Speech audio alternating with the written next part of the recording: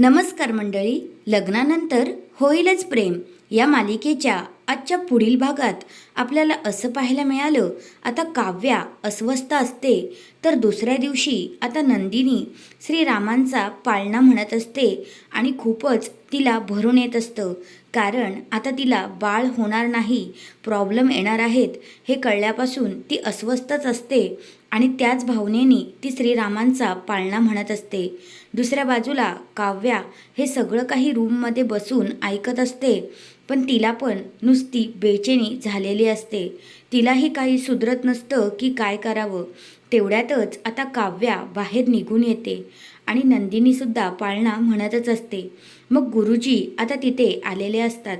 तेव्हा गुरुजी आता त्या दोघींनाही संदेश देतात की तुम्ही दोघींनीही नेहमी सगळ्या गोष्टी वाटून घेतल्यात, मग आता ह्यापुढे सुद्धा वाटून घ्याल ना, असं आता गुरुजी इथे संकेत देतात. याचा अर्थ हाच की आता जो काव्याला बाळ आहे तो त्याबद्दल गुरुजी म्हणत असतात.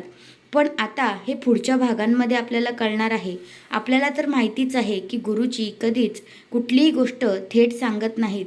तर हा आहे आजचा पुढील भाग आणि अशाच मालिकेंच्या अपडेटसाठी माझ्या चॅनलला नक्की सबस्क्राईब करा. धन्यवाद.